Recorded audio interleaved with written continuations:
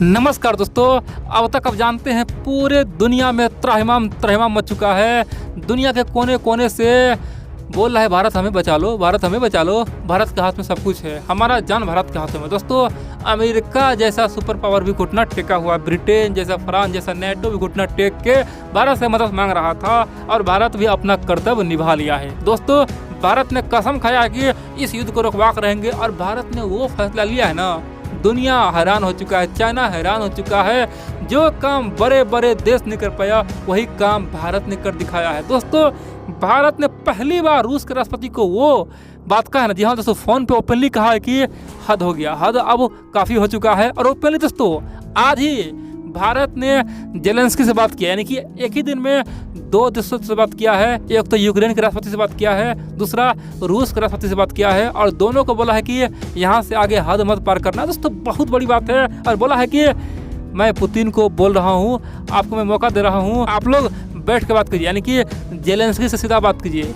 रूस को ओपनली मोदी ने कहा कि आप अमेरिका से बात क्यों करिएगा, अमेरिका कौन होता है, सीधा आप जेलेंस्की से बात कीजिए, मैं करवाऊंगा बात। दोस्तों भारत की इस रणनीति को देख के दुनिया थर्रा गया। मैं आपको तमाम बातें बताकर भारत ने कहा क्या है, यूक्रेन से क्या बातचीत हुई, रूस से क्या बातचीत हुई और चीन माथा फोड़ रहा है कि भैया भारत का अब हाथ पकड़ना संभव ही नहीं असंभव है, भारत को रोकना संभव ही नहीं असंभव है। दोस्तों आप जानते हैं, आज ही आप जानते हैं दोस्तों, इजराइल से एक बहुत बड़ी खबर आई थी। दरअसल इजराइल के प्रधानमंत्री नेफ्ताली बेनेट इस युद्ध को रोकने के लिए रूस पहुंच गए थे। दोस्तों आप जानते हैं रूस में है और रूस में पुतिन से मुलाकात भी किया, गले भी मिला और इस युद्ध को ख़त्म करने के लिए बहुत बड़े बड़े दोस्तों वादे भी हुआ, लेकिन कुछ भी नहीं हुआ।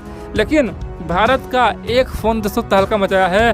फ़ोन ख़त्म होते ही दोस्तों खासतौर पर यूक्रेन में 3-4 जगह पे, जी हाँ दोस्तों 3-4 जिलों में दोस्तों वहाँ पे जो बड़े बड़े जगह है वहाँ पे अभी तक युद्ध विराम हो चुका है, यानी कि भारत का असर इतना है। इसीलिए आप लोग पूरा वीडियो देखते रहिए, मैं आपको सब बातें बताऊंगा। लेकिन इन सबसे पहले आप लोग को बता दूँ मित्रों, आप लोग वीडियो पूरा देखते लेकिन वीडियो को लाइक करना ही भूल जाते हैं। इसीलिए आप लोग से आग्रह है दोस्तों, जितना हो सके वीडियो को लाइक करें, जितना हो सके चैनल को सब्सक्राइब करें, जितना हो सके चैनल पे कमेंट भी करें। मैं आपका कमेंट पढ़ता भी हूँ और देखता भी हूँ।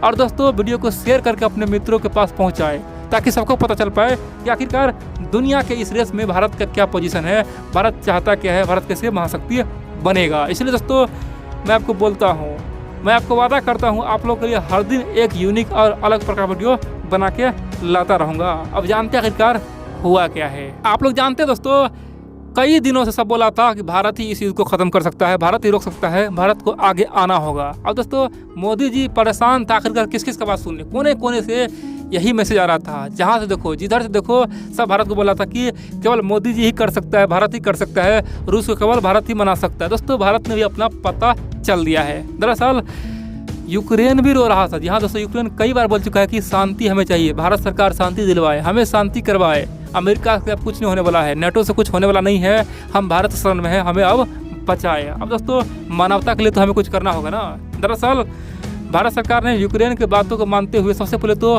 पुतिन से फ़ोन किया और पुतिन से दोस्तों लगातार 50 मिनट, कितना 50 मिनट तक बात हुआ। जी हाँ दोस्तों नॉन स्टॉप, यानी कि लगातार 1 घंटा बात करना बहुत बड़ी बात है, खासतौर पे इस युद्ध के माहौल में। जी हाँ दोस्तों, जहाँ पे अफरा तफरी मचा हुआ चारों ओर और वहाँ पे पुतिन 50 मिनट बात कर रहा है, समझो ये क्या बात होगा। दोस्तों भारत ने पहले कहा कि रसिया हम जानते हैं मजबूरी में जो कर रहा है, रूस का हम समस्या जानते हैं, रूस जो किया है वो अपने बचाव में किया है, ये भी हम जानते हैं। हम जानते हैं कि रूस पे क्या क्या अटैक हुआ है चारों ओर से, कभी प्रतिबंध का, तो कभी अलग थलग किया गया है, तो कभी सोवियत संघ तोड़ा गया है, हमें सब पता है किसने किया है। दोस्तों भारत ने इशारों में अमेरिका का धजिया उड़ा दिया, बोल दिया कि हमें सब पता है किसने किया है। लेकिन मैं रूस को इतना बोलना चाहता हूँ, आखिरकार ये युद्ध सचमुच में मानवता पे चला जाएगा, मानवता का अंत न हो जाए। इसीलिए मैं आपको एक ही बात कहना चाहता हूँ, जितना हो सके इस युद्ध को रोकिए। दोस्तों पुतिन भारत की बातों को बड़ी गौर से सुना और बड़ी बात तो यार दोस्तों, भारत पहला देश है दुनिया का, भारत पहला देश है जो बोला कि आप अमेरिका से बात क्या करिएगा, आप ब्रिटेन से बात क्या करिएगा, मैं आपको सीधा ऑफर दे रहा हूँ, सीधा आप यूक्रेन के राष्ट्रपति से बात कीजिए, जेलेंस्की से बात कीजिए और बीच में मध्यस्थता मैं करवाऊंगा, जेलेंस्की से बातचीत मैं करवाऊंगा। अब दोस्तों आप बोलेंगे तो मोदी जी इतना कॉन्फिडेंस से कैसे बोल दिया कि जेलेंस्की से बात कीजिए, क्या जेलेंस्की तैयार है, क्या जेलेंस्की के और भारत सरकार के बीच में बात हुआ था? दोस्तों मैं अब ये बता रहा हूँ। दरअसल कई दिनों से यूक्रेन वाले बोल रहा था भारत हमें बचा लीजिए, समझौता करवा दीजिए, और कई दिनों से दोस्तों बैकडोर डिप्लोमेसी से भारत से मदद मांगा जा रहा था। इसीलिए जेलेंस्की के बाद दोस्तों बात सुन के ही भारत ने ये प्रस्ताव खासतौर पर रूस को दिया है। और बड़ी बात यह दोस्तों, रूस भी कह रहा है कि ठीक है, आपकी बात को हम मान रहे हैं। और दोस्तों भारत का फोन करते ही रूस यूक्रेन में कई सारे जिलों को अभी वहाँ पे युद्ध का विराम कर दिया है, बोल दिया ठीक है, जहाँ जहाँ भारतीय लोग फंसा हुआ सबको निकाल लो, कोई इशू नहीं है, भारत तो अपना भाई है। अब दोस्तों भारत ने तो तुरंत जेलेंस्की को फ़ोन लगाया। जेलेंस्की बहुत खुश हुआ, बोला भैया भारत तो हमारे लिए सोच रहा है।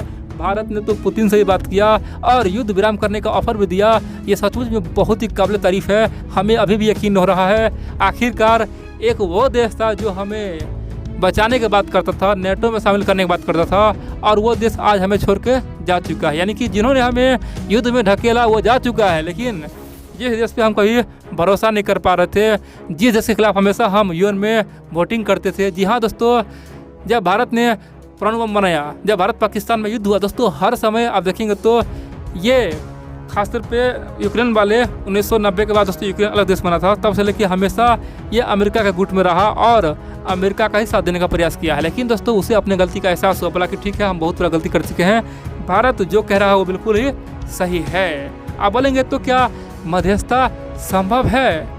दोस्तों रूस का तो अब एक ही पॉइंट कहना है कि अगर जेलेंस्की हार मान ले, अगर जेलेंस्की वहाँ से हट जाएगा तो हम रातों रात सत्ता बदल देंगे और फिर हम यूक्रेन को कब्जा नहीं करेंगे, ये हमारा वादा है। यूक्रेन को हम वैसे ही छोड़ देंगे, केवल सरकार होगा वो रूसी समर्थक होगा, यानी कि जो भी होगा रूस के बिना पूछे नहीं कर पाएगा। ये नहीं कि फिर से भविष्य में बोले कि हम नेटो में शामिल हो जाएंगे। दूसरा, रूस चाहता है कि अब यूक्रेन वाले लिखित रूप में ये हमें कहे कि हम कभी भी परमाणु बम नहीं बनाएंगे। अब दोस्तों जेलेंस्की जैसे ही हटता है तो समझो युद्ध खत्म हो जाएगा। और बड़ी बात यह है जेलेंस्की लगभग हार मान चुका है। इसीलिए देखेंगे तो भविष्य में अगर जेलेंस्की अपना सत्ता छोड़ देता है तो देखेंगे दोस्तों ये शांति समझौता हो भी सकता है। और दोस्तों हमारा ये फर्ज था, यानी कि भारत सरकार का ये फर्ज था। दुनिया बाद में क्या बोलता, देखो भैया भारत के पास मौका था लेकिन भारत ने कुछ किया नहीं। अब दुनिया को पता चलेगा कि भारत ने तमाम प्रयास किया, भारत ने युद्ध से के तमाम हर एक दिन कुछ न कुछ बड़ा काम किया, लेकिन ये युद्ध आगे बढ़ता चला गया अमेरिका के घमंड के कारण से। दोस्तों इसीलिए भारत ने प्रयास किया है, बाकी जो होना होगा वो तो ऊपर वाले के हाथों में है। लेकिन इतिहास ये ना बोले कि भारत कुछ नहीं किया, इसीलिए इतिहास में भारत का नाम दर्ज हो जाएगा। बोलेगा देखो भैया भारत शांति के लिए क्या क्या नहीं किया, रूस को ऑफर भी दिया और फिर भी ये युद्ध आगे निकल गया। दोस्तों इसीलिए ये जो हो रहा है ना, सब कुछ भारत का रणनीति है, सोचा समझा चाल है। इसीलिए ये मत समझो कि भारत के बात रूस नहीं मानेगा तो भारत का नाम खराब होगा। दोस्तों बिल्कुल नहीं है। अगर भारत का बात ना भी माने तो अभी कोई दिक्कत नहीं है।